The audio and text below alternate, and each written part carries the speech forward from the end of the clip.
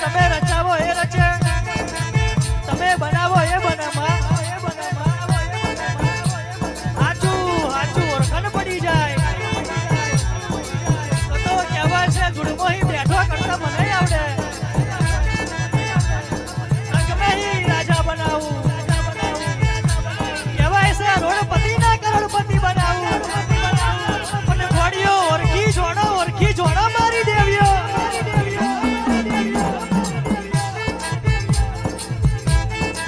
પણ માં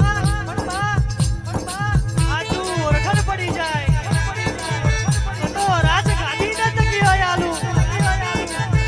બીજી જવ તો ધોરા